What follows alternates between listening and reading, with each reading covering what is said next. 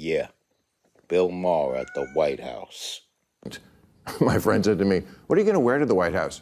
I said, "I don't know, but I'm not going to dress like Zelensky, I'll tell you that."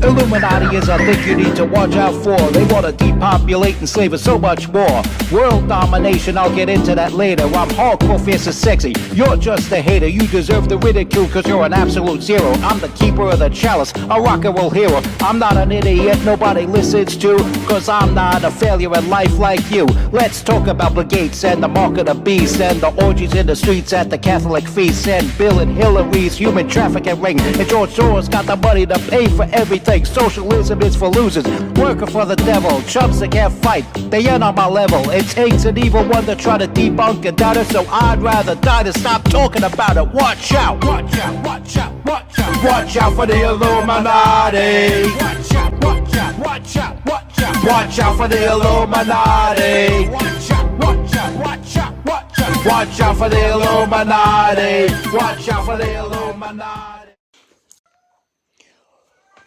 Welcome to the MC2 Tour Show. I, of course, am your hardcore, fierce, and sexy host, the master of sound quality, MC2 Toll. Don't be gross and I just might make out with you. Anyway, Bill Maher at the White House. Bill Maher at the White House. Bill Maher at the White House. There's been a lot of talk about this, and so it obligates me to cover it in my own personal MC2 Tallish kind of way. Now, I'm sure Bill Maher went in there with all kinds of fire to try to attack Donald Trump, and Donald Trump just disarmed him with that classic Trump charm that he's known for having. He's known the world over for having. Anybody who's met Donald Trump, they see him as this nice fella, even if they don't admit it on TV. And there have been people who've been known to put him in a bad light, like Joe Buddy's in the Basement Scarborough and Mika Brzezinski and people like that. But, Donald Trump appropriately, in a nice and eloquent Donald Trumpy kind of way, told them where to go and how to get there. But with Bill Maher, it's a little bit different. Bill Maher is not a journalist. He's a comedian that has his show with Real Time set up in a journalistic kind of way. And what happens with that is that you got to handle these things a little bit differently, and Donald Trump did. And have you seen in some of the footage, freaking Bill Maher had this whole list of things that Donald Trump said that was bad about Bill Maher. Donald Trump takes it, signs it, hands it back to him. And basically, everything bad that Bill Maher has been saying about him all these years was completely absent in this meeting, according to Bill Maher himself. This was a meeting that was done toward the end of last month that involved Kid Rock and Dana White. Kid Rock was the one that set it up. And from what I'm told, everything went nice and well, hunky-dory.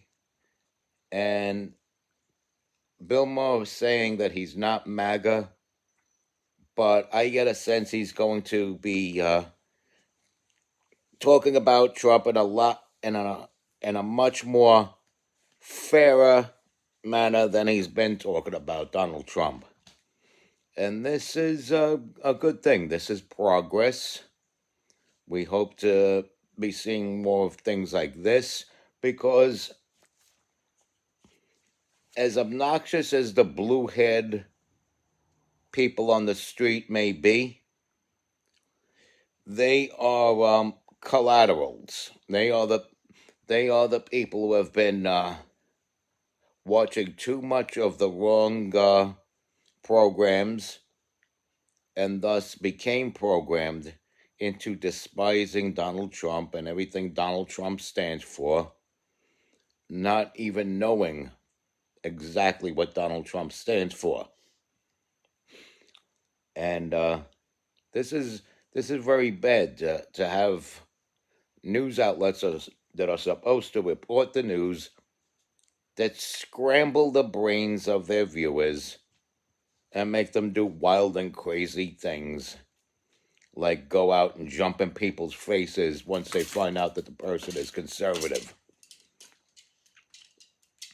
And this shit has to stop, because if it goes on, the country will be more divided than we've ever seen it before.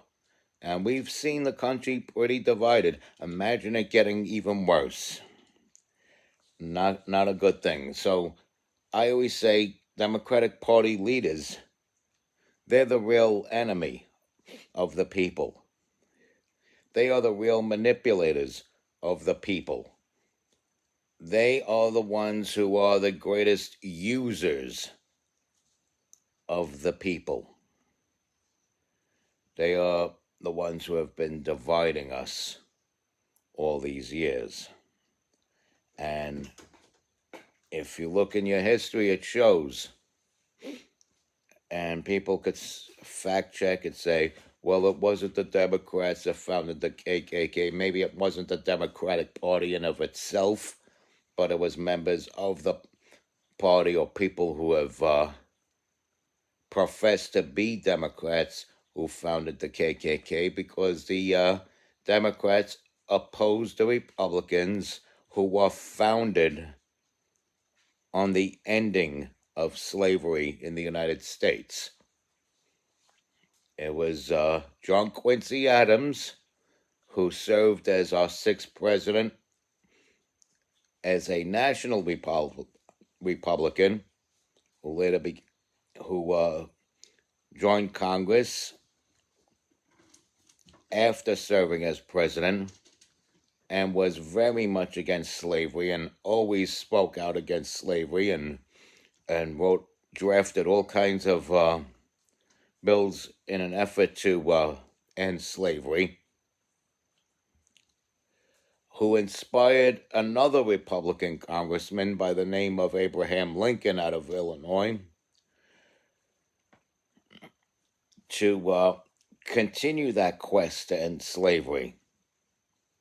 In fact, Lincoln was so inspired by Adams that he paid a large portion of Adams's funeral costs when Adams passed away, on his way to pushing a bill to end slavery way before any of the controversy that led to the Civil War, including the secession of the southern states. Of course, we know who Abraham Lincoln was. He is the Republican president credited in a large part for bringing an end to slavery in the United States. And we could talk about how Democratic governors like George Wallace of Alabama were against the Civil Rights Act. We could talk about how Democratic governors like George Wallace from Alabama stood in front of a school to prevent black students from entering a school to get the same education as the white kids that have been in that school for years. And this is a person who ran for president in the 70s and was actually going to get some serious votes. As a matter of fact, had George Wallace not been shot and paralyzed from the waist down for the rest of his life, forcing him to have to leave the race for president, we might have been looking at a President Wallace in 1972. But as history shows, McGovern was the next guy up, running against Nixon, and Nixon crushed him, man. Nixon crushed him. And that was a pretty big win for America. So this whole Watergate thing wasn't even needed. And Nixon didn't even instruct anybody to break into Watergate. Nixon's only problem was covering up for people who did things on his behalf without his permission, which he should have just simply said, these people did this without my permission, without my consent, without my knowledge. I have nothing to do with that. Maybe we would have had a different landscape in America. But all things for a reason. Who's to say if Ronald Reagan would have became president? Had we had a different outcome after the 72 elections. But as you could see, it was Democrats that sabotaged the Nixon administration. It was Democrats who ran the country to the ground in the late 70s. It was Democrats who opposed Ronald Reagan when he uplifted this country into better times. And the Reagan years were good times, much to the chagrin of the Democrats. And when I say the Democrats, I'm talking again about Democratic Party leadership. Not these brainwashed, blue-haired schmucks that are screaming on TV about the rights of this group or that group and the rights of people whose rights really are not being infringed upon.